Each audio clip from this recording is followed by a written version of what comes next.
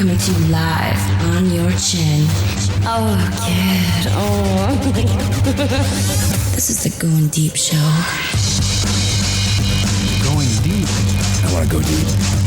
Let's do this. This fucking station sucks now. We'll encourage you, uplift you, and hopefully add a little bit of laughter in your day.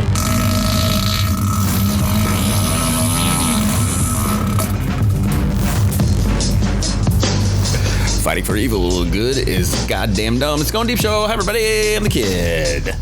Joining me, as usual, my partner in crime, the loveliest face I love to stare across the tables at every place we go. Fiona, what's up? God only knows what we'd do without we. It's true. Very true. If you want to reach our program, studio at Goin Deep Show, that's our email until I don't pay the bill, and then it's not going to work. And if you want to send it, goindeepshow@gmail.com will still work there. So like, wait a minute. Like, I didn't really process when you said it before. So they're charging for Gmail? They're charging for like a business accounts. Business accounts. I had original 100 email business account set up, so I have all sorts of everybody who's been involved in the show. I have an email account set up for them, but I can log in and see when they use them. So they haven't used them in a long time, so I'm just gonna delete them. Kill those people. Yeah, what are you paying for them for? Yeah, I think it's like $6 per account or something. Holy fuck! Yeah, if you got like 100 fucking accounts. Yeah, it's a lot of moolah. Woo! So I gotta make sure I get in there, because right now they're like, we're gonna turn your email accounts off if you don't set up your payment system. Well, why don't you turn them all off at one? And then just have a bunch of redirects or some shit. I don't know. Either way, Google, thank you for not being evil, you fuckers. Seriously. Thank you for making me or allowing me to search things that I didn't know about, including breadcrumbing, which is going to be the focus of this episode. Breadcrumbing. Breadcrumbs. We're not talking. I like breadcrumbs on stuff. Yeah, I like it when you make a. You ever do a yogurt pie, frozen yogurt pie? No. With a bread cracker crumb. No, like graham crackers? Graham cracker crumb crust. Oh no! Oh no, not a yogurt pie. I mean, I've done other shit. You know, like the strawberry pie from like Big Boy. My mom used to do this. She would just go get like regular strawberry, like Dannon yogurt, and mix it up. Stick it in the freezer? And put it in the freezer, and then it was like a great little fucking... That actually sounds really like... It's a healthy little treat. Oh, fucking... Then I can't have that. as you're chain smoking? I can't have that. Drinking my coffee and smoking. Because I'm a smoke show, remember? You are a smoke show. I wonder where that term smoke show came up. First time I actually heard it was when it was said to me last summer. Many times. I was love bombed. Love bomb. Oh, that's a new term too. Really? Yes, I looked that up. It's like basically like throwing a whole bunch of love at someone and affection and blah blah blah blah blah to get them to like, you know. You and I get love bombed a lot. Be drawn to you. I get love bombed on a daily basis. I think. Then snatching it away. And then breadcrumbing. Okay, so let's get to the breadcrumbing thing now. You brought it to my attention because our friend and buddy and future voice on this podcast, Dr. Pinkoy Pie, called out Brown Eye about this because Brown Eye apparently is a breadcrumber. I never even looked at it that way. So let me bring it. He didn't like that when I said that to him, though. I'll tell you that. How do you know he didn't like it? Was he just like... Because the response I got. It's real nice that your friends think of me that way. Well, at least my friends know about you. First of all... I'm sorry, like... Is that some truth? If I have friends who are showing emotions of sadness and anger and frustration and just overall just not happiness, which a lot of the times I would say it veers towards the 65 to 75% range with you when it comes to hanging out. You know, I get a good 25 to 30% of your happiness, and then I try to elevate it a little bit. Yeah. But the cause of that is always going to be the focus of what I'm going to direct my... The problem is it's actually my fault. It's not even his fault. It's my fault for not just going fuck you. No, I think it's his fault. I really do. People out there, we're gonna take applications. If you're hot and hung, Fiona's ready for your dong. Okay. Fiona wants your dong. She wants to suck on it. She wants to fucking let you slide it right in there. Okay. You're probably gonna have to wrap it at first because she doesn't know you very well, and she's a one dick kind of lady. I have a problem with all of the above. Actually, I need to be all of the above. I need my brain to not be where it's at in order for the rest of me to go there. Help me. Yeah, well, Help me. I can 100% agree with you on that. Help me. 100%. But do you ever think you're going to get past the little troll? I mean, See, baby Jeebus. I have a problem. You'll never be past me, baby. I have a problem. You'll never be past me. I have a problem. I would make a very poor partner right now to anybody else, I'm sure. I just need to be a partner to myself and your partner in crime, of course. Mm-hmm. And, a friend to my friends. That's what I need to be. I'm in the role of protection at this point. When you're upset and mad and sad, whatever. You're like my rubber. You're my prophylactic. I'm that barrier that holds all the cum. You're my dental dam. I'm a little fucking, yeah. Make sure I remember when we learned how to put the condoms on. Pinch the tip to make sure there's enough there so that the... So basically, in your case, you have to pinch the whole fucking first fucking inch and a half of it. Sorry, I can't not. I couldn't not go there. So let's discuss. Let's discuss what this term is. The breadcrumbing. Do you have the link that I sent you? I'm gonna open it right now. And this is what? I think it's a magazine for Psychology Today. Yeah, it's like an actual professional publication. 5 signs that someone is breadcrumbing you in a relationship. Number 3. It's not an actual ICD. Okay, it's not an actual medical term, breadcrumbing can occur in romantic, social, family, and work situations. I guess I never thought about in a work situation. For sure. The breadcrumber may show attentiveness when they want something, pussy, only to revert to their self-absorbed behavior when the objective is met.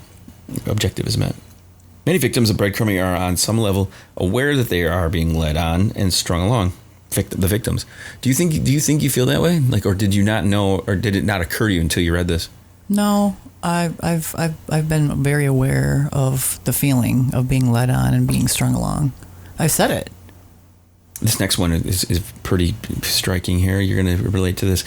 An important question to ask: do I deserve better than the way I'm being treated in this relationship? That is a fucking foregone conclusion. Fucking A, right? Breadcrumbing can be defined as the act of leading someone on and keeping someone's hopes up through small and superficial acts, interest, enticement, and flirtation, but ultimately disappointing the individual with false expectations, empty promises, and abandonment. I can understand if you called him out about being this way, he's barely getting past that point, because everything that's read right there, it's just going to make him feel fucking awful. More awful. I should send him the link to the article. Breadcrumbing can occur in dating and romantic scenarios, family dynamics, friendships and social media, and professional situations. A milder form, breadcrumbing lacks consistency and integrity. At its worst, chronic and persistent breadcrumbing has elements of narcissism, of course. Yeah, that was a no-brainer. I was waiting for that. Manipulation and abuse. So, yeah. There's a couple of things. How many are there? There's 5. There's 5 things we're going to read. I'm going to read them real quick here, just so we can kind of dive into this, because this is, I think, an important thing that people need to, because you don't want to do this. If you're in a relationship with somebody, don't do this, okay? Number 1, emotional roller coaster and uncertainty. Those on the receiving end of breadcrumbing often experience an emotional roller coaster, disappointed most of the time with occasional false hope, along with confusion and self-doubt. The victim of breadcrumbing may begin to question and even blame oneself for the breadcrumber's relationship neglect. I think there's something to that with the situation that you currently could be in. Oh, I've said what's wrong with me a few times. There's nothing wrong with you. Read me the text I sent you last night before I went to bed. Okay? All right. I want you to read that out loud right now. I will. Okay, everybody. This is a text I sent her after we got back from the Chicago concert. Okay? Ready? I'm ready. Yep. Okay.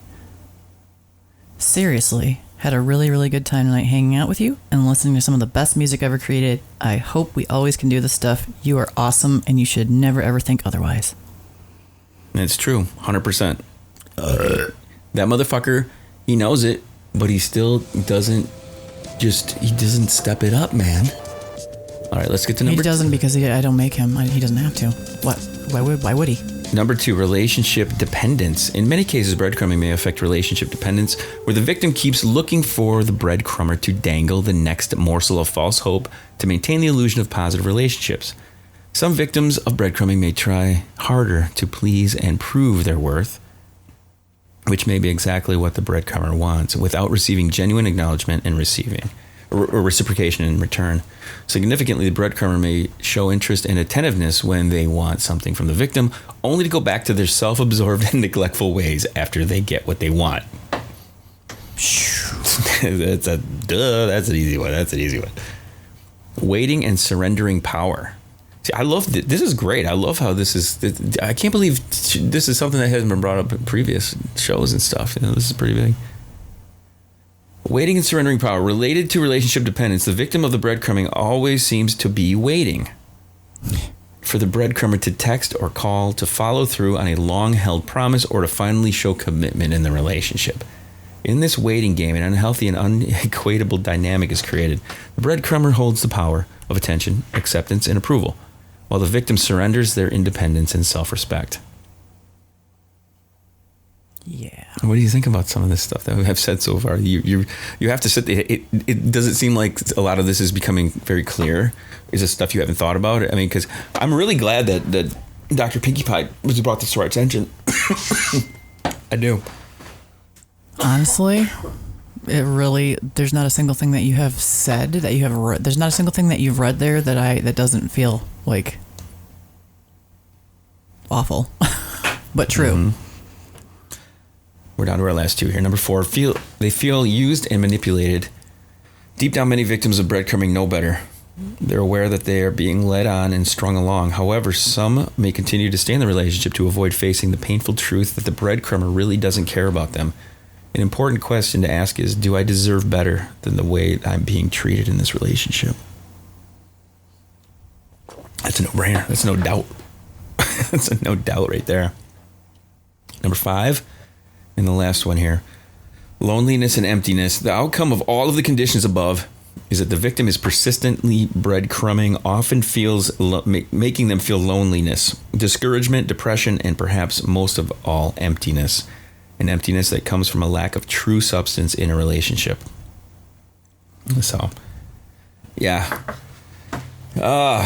Everybody, thank you for the happy story. That's such a sad. Was that thing. The Psychology Today? That's the Psychology Today one. Yes, you need to send this to this guy. You didn't send this to your guy? I did not send this. Well, come on. He needs to know these things. Come on, man. It's sad, is what it is. I'm sure our friend Robert Morley Jr. would be more than willing to smack you around a little bit and be like, "Wake up, motherfucker!" You read the feelings you can observe in yourself, correct? That's the portion that you read. I read. Did you read you read the behaviors? 5 signs that someone is breadcrumbing in a relationship. Oh, well, that's a different one than what I have. Uh-oh. Oh, no, not uh-oh. What do you got? Is this a whole different thing? Tell me what you got. Behaviors you can observe from the breadcrumber. Inconsistent and erratic communication. Speaking via text or social media but not committing to spend time together in person. Not following through on plans that are made. Come on. Surface level communication that lacks depth, vulnerability, or details about the person's life. Come on. An imbalanced relationship. They don't reciprocate your level of interest. Because I love you. Holy fuck, dude. Come on. Focusing on the fucking shit. Focusing on the physical side of the relationship rather than focusing on all sides of the relationship. Feelings you can observe in yourself. Feeling confused and uncertain about the state of the relationship. Feeling a roller coaster of emotions such as sad, then hopeful, then disappointment. Once again. I've seen all that from you, for Feeling sure. self-doubt such as questioning if you did something wrong. Feeling anxious or dependent on the breadcrumber for the next point of contact. Feeling used or manipulated. Feeling badly about yourself after interacting with them. Feeling lonely or hopeless about the relationship.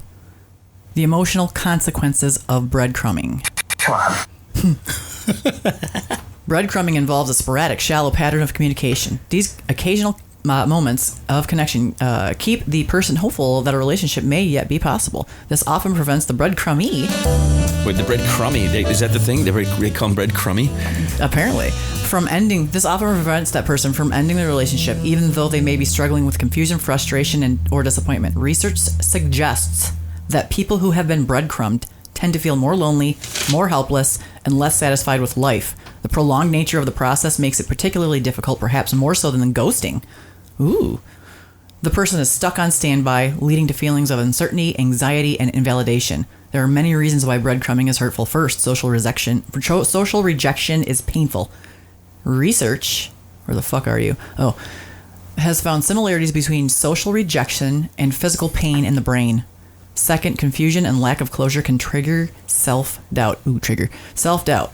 Third, breadcrumbing can lead to isolation and loneliness because it discourages people from dating or seeking new connections. Fourth, it can instill a sense of loss, such as the loss of trust or hope. The realization that one was led on poses its own challenges. The person may feel like they were betrayed or manipulated, which can evoke embarrassment, self-doubt, or withdrawal. Is breadcrumbing intentional? I don't think it is. The breadcrumber may or may not realize what they're doing and the effect they're having. For example, they may not realize that the person is interested in pursuing a relationship, or they may be overwhelmed and not be able to commit to a relationship at the moment. Others may be more manipulative and recognize that stringing someone along allows them to benefit from the relationship when they want to without investing further. Since the person may or may not know how their behavior is coming across, you may want to consider asking them about it directly. So let's kind of, we only have a couple more minutes here. Talk about like what currently in your scenario, all of this hits home. All of this is like right on point. I kind of want to curl up in a fucking ball right now and just fucking like. And I don't think that's the case. I don't think you should do that. I know this is one of the things we're trying to pull you out of this. Yeah, I know. A little bit. That's why I'm not. But like every single fucking thing about this is where I'm like where my feelings are. Can you imagine if you didn't have real friends and shit? I'd probably kill myself. No, don't say that. But if you didn't have this, just kidding. If you didn't have this podcast to fucking talk about stuff, if you didn't have like people who care about you, I can see where someone could get stuck in that and be completely fucking mentally just abused with it. It is actually. I mean, I've actually read a couple of different articles, and it's a form of mental and emotional abuse. And whether someone is intentionally doing it or not, it is what it is. Because I love you. Because I love you. Because I love you. Yeah, clearly. Fucking clearly. Oh God, I'm such an asshole. I'm trying to bring some humor to this. Sorry. You know, it's sad. And here's the thing. Would you look at me for 1 second, like if you didn't know me and you didn't know my situation, would you look at me for 1 second and think, oh my God, somebody in her life is fucking abusing her. Somebody in her life is neglecting her. Somebody in her life is like... No. I still think to this day. You know what I mean? Every time I see you, I always see a badass. Always. I always see a badass. Would you look at me and like... ever look at me like just my exterior or the way I act and talk and whatever and think she's fucked up in the head because somebody's fucking treating her like shit? Well, I look at everybody that way a little bit because I know everybody's kind of fucked up in the head, even if it's just a little bit. But that she's allowing somebody to do that to her. I cannot. That she would allow somebody. I can't. Well, no, I would. Even now, I'm like beside myself thinking like, how the hell is she putting up with this shit? Somebody who openly says you are so far superior to me, it's fucking stupid. Quote. End quote. What's keeping you hanging on? I don't know. Old feelings, I guess. What was? He's gonna wreck the next relationship you have. Well, the one after that should be okay then. Warning, don't be the next one I have. Everyone. She needs rebound so she can push you to the side and get onto the real thing. Holy fuck. Because I love you. You think there's some merit in just fucking staying single and playing the field? People have suggested that to me. Just have friends and just until there's somebody you can't live without. I'm just not a dick jumper. I can't. Who says you have to have sex with them? Uh-oh. Anybody. Anyway. Final words. What do you got, girl? Don't treat people like that. If you're doing something to somebody, fuck you and shame on you. Yeah. Be nice. Be good to peeps. Everybody, chill to the next one. Talk to you soon.